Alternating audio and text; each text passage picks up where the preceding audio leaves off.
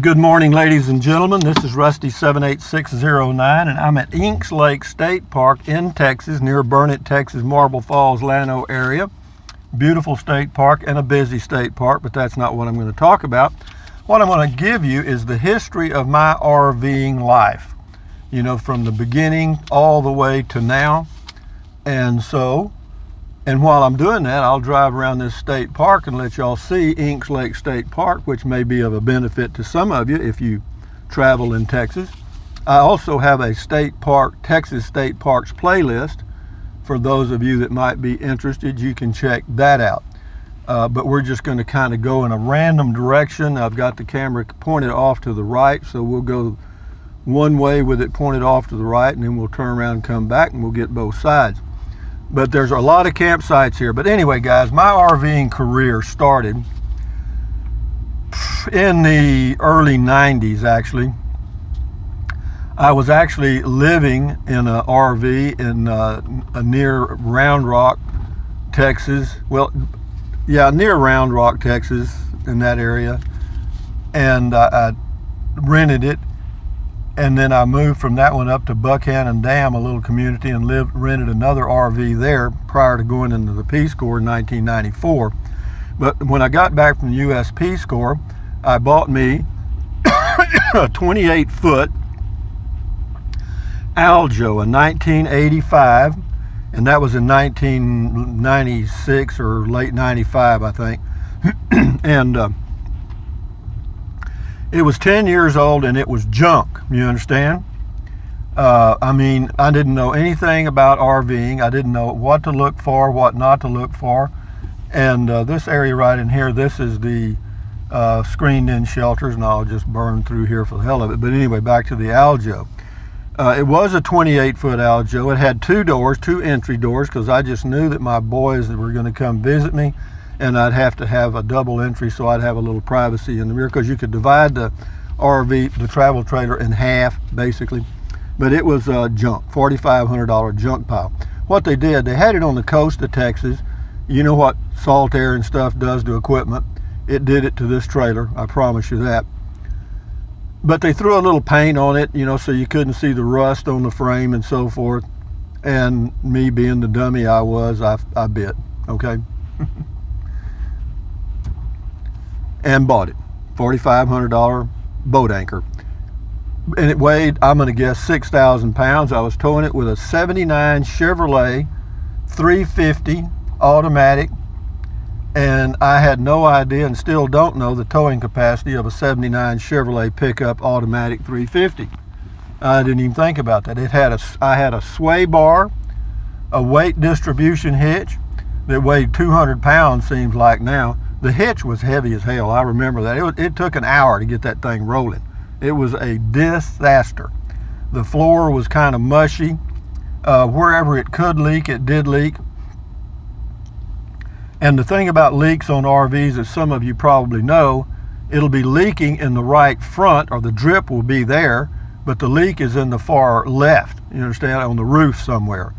And the window leaks the window leaks are from hell. I mean, that's all I can tell you. And did I have them? Yeah, sure, I had them everywhere. And the doors were rotten. Enough said about that. They were just really crap. So anyway, I had that thing, I don't know how long, a few years, I think. I drug it all over the western USA, and I mean everywhere. I went to Four Corners area, everywhere you could go. And enjoyed it. I mean, I went to, I'll tell you where I went. Here's something else I'll tell you. I got about 7 miles to the gallon on a good day,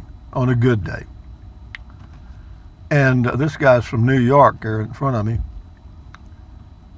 But anyway, on a good day. But I'll give you a quick story on that. I added a 50-gallon drum in back of the truck with a pump on it, a crank pump. And I'd put about 30 gallons or 40 gallons of gasoline in that tank. So if I started to run out somewhere in the middle of nowhere, I could add gasoline. And did I ever use it? God, lots of times. It saved my bacon. So,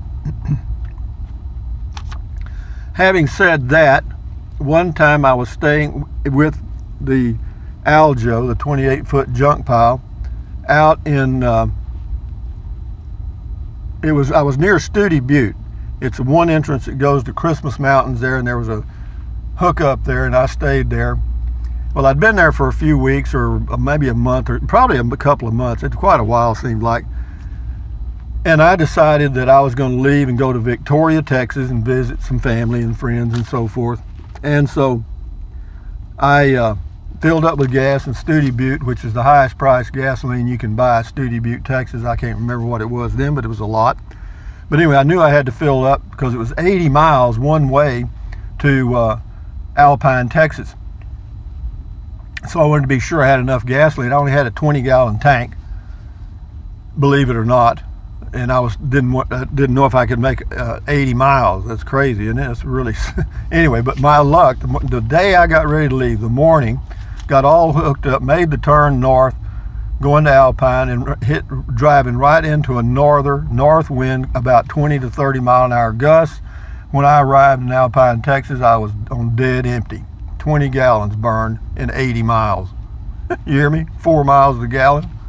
But it was uphill. It was a 3,000 mile uphill climb plus the wind, and that did that. But anyway, I did finally sell the Aljo a few years later. I don't remember what year it was, but I think I sold it for $2,000, and God bless the people that got it. And then shortly after that, I got because I was working at this little golf course, living in a house there. The old boy that worked there was a gambler. And he was gambling with some old boys that were salesmen at a RV dealership. Actually, it was the owner of the RV dealership that he was gambling with, and a couple of other people from the place, and he won a lot of money. And the dealers said, well, I don't have that much money, but I can maybe swap you out an RV. And he said, well, yeah, I'll take one. He thought he might want an RV to travel in. So he got it. He kept it for a couple of months, tried it out, and he couldn't stand it. He says it's too damn small. It was a 19-foot kit Sportsman. And so whenever he sold the golf course, I don't know, a few years later, well, anyway, I ended up with that kit Sportsman. He just gave it to me. And it was a 97, and I believe I got that thing around 98 or 99. It was brand new when I got it. I mean, it was nice. And I could tow it real easy. I still use that sway bar, though, and I still use that weight distribution hitch, which I really didn't need to do with that lighter trailer. But a kit Sportsman is the cheapest RV ever made. All right, so I've started out with 2 RVs, both of them not too good. All right, I kept that thing, oh God, a number of years. I don't know how many, but a number. But during the passage of time there was some property I found that was owner financed, and they had a fifth wheel on it.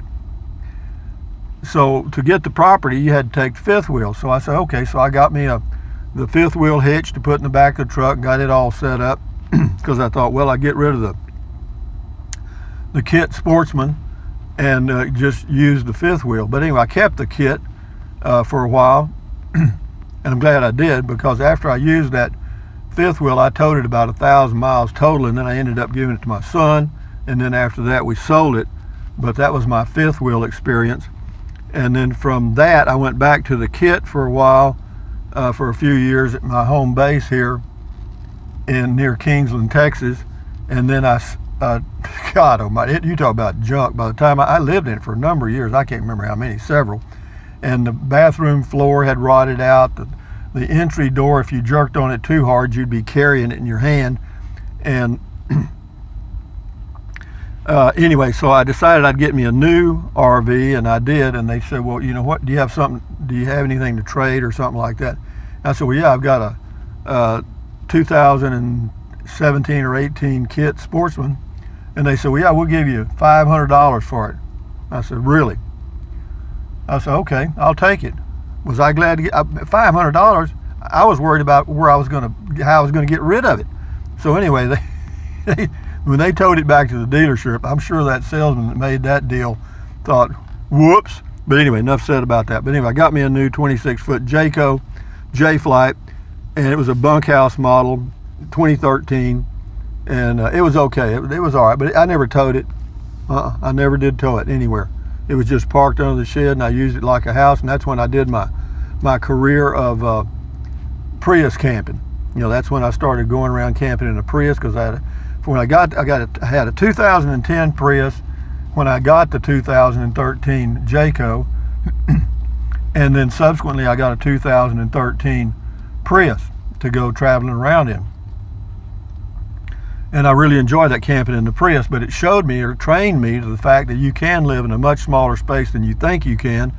And so from that, I got rid of the Jayco, or sold it, and bought a 16-foot Coachman Clipper Cadet, very basic. It was about $9,500 drive out, 10,000 round numbers. It wasn't much.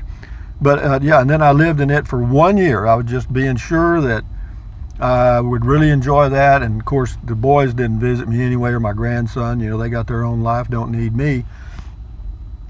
So from the Coachman, I sold the Coachman after 1 year and bought me a 2019 Casita. The Coachman was a 2019 too. But anyway, so that's what I'm in now, is the Casita 17-footer Freedom Deluxe. And I have to tell you, of all the RVs I've had, of course, when you start out with junk, anything is a step up. But it's really nice. I mean, I really do enjoy it, and I'm glad I made that decision. But now I'll tell you some of the things that happened along the way that you might find interesting. One of them was that trip from Studi Butte, Texas to Alpine, going north into a norther and getting 4 miles a gallon. That was one.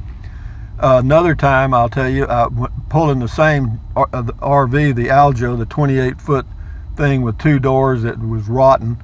I actually went across, I was going to Taylor, Texas, and I went across a railroad. It was a little mound with the railroad tracks on the top, and you went down the other side. And I went across that, and I noticed something in the mirror, and the entry door, front entry door, it hadn't completely fallen off, but it was dragging on the ground. Okay, all I can tell you at that point is thank God for duct tape and baling wire, because I got it back on there where it'd hold up. And then it took me a while to figure out how to work with that door, because to buy a new door was $300 or $400. I'd have taken that much for the whole RV. Yeah, the park is very busy today. This is a weekend, Saturday morning. But anyway, the next thing that happened, I was towing the kit, the Sportsman, the little 19-footer going out west, and I was on Interstate 10, getting probably about 40, 50 miles from El Paso, Texas. Truck traffic like crazy, you know, and zip, zip, zip. I didn't go too fast. And a trucker came up beside me, and I've told some of these stories before, came up beside me and he blinked his lights, and I could see him in the cab and he's waving at something. So anyway, I pulled over on the side of the road, and guess what? The awning had come off. Fortunately, it had come off from the back only, and it was dragging on the ground. Jeez, what do you do then, folks? Well, what you do is you get out and suck it up and fix it. So I got out with my baling wire and duct tape and went at it. And sure enough, I was able to get it up good enough to where I could wait till I got to El Paso. I wanted to get off Interstate 10 and get somewhere a little safer so I could spend some time figuring out what to do with it.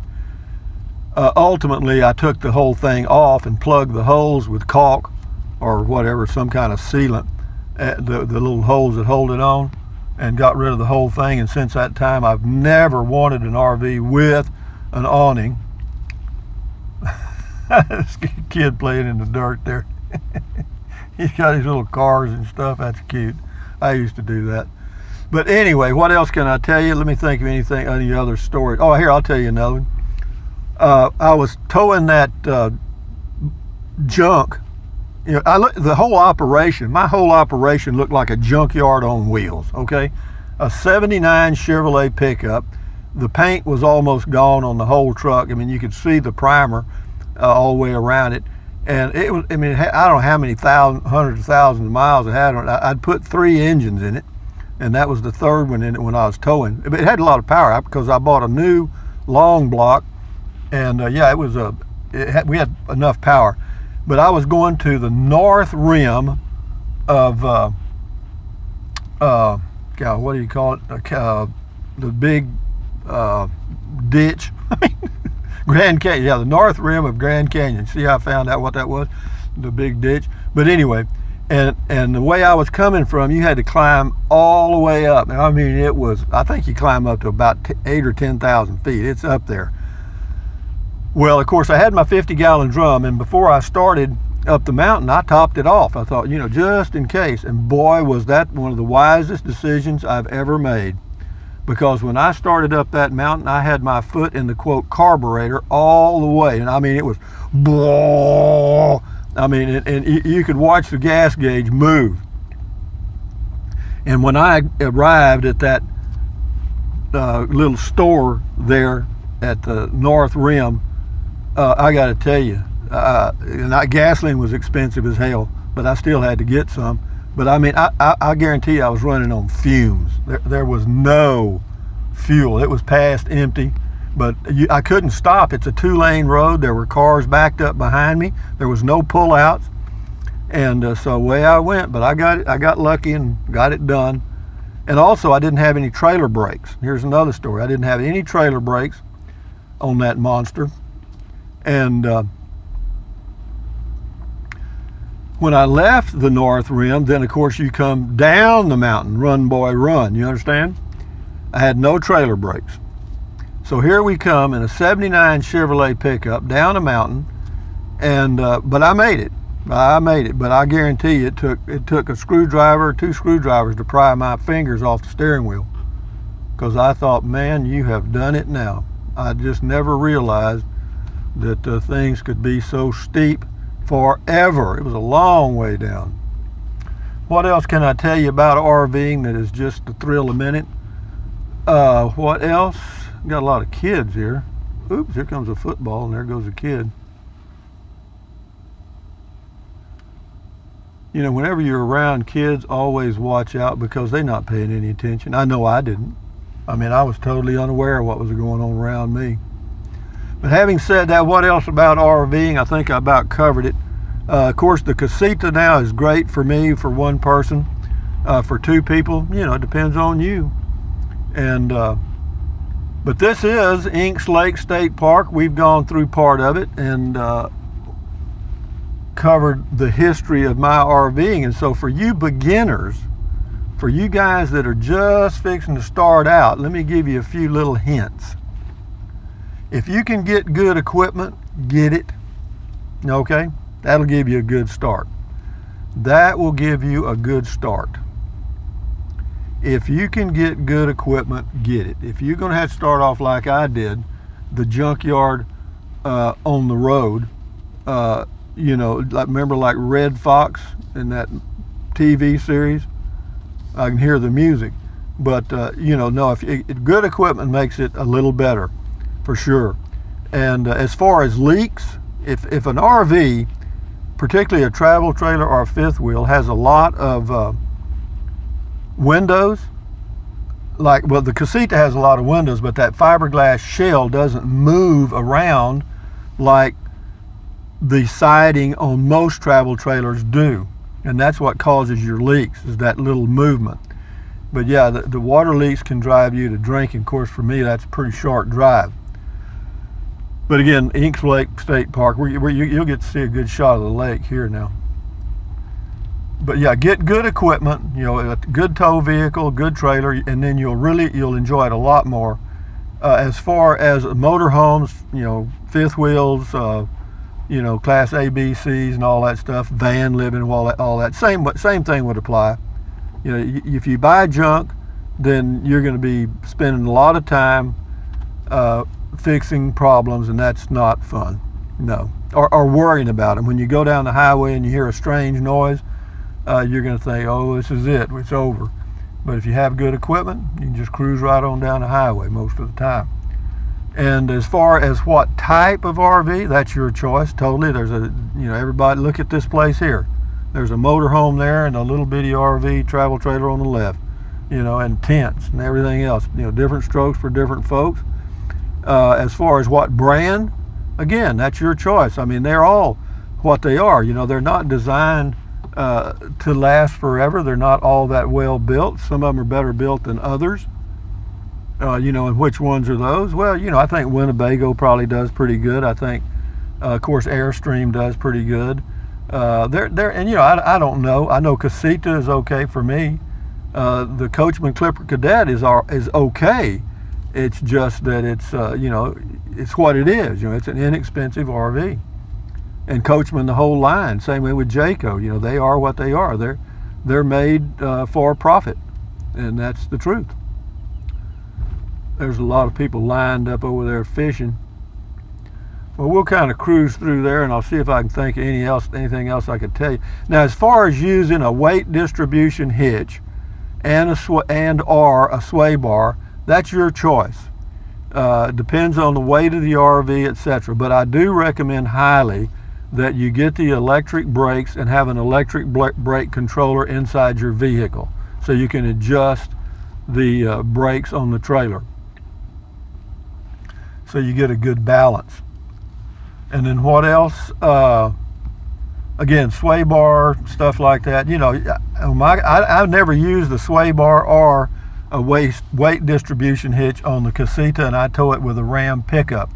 Some of that decision is based on your tow vehicle as well as the RV. If you have a small RV and you've got a large tow vehicle, you know, a very powerful tow vehicle, you probably don't have to worry about it. But if you're towing it trying to tow something with a 4-cylinder where you're just barely making it, you might consider a sway bar for sure.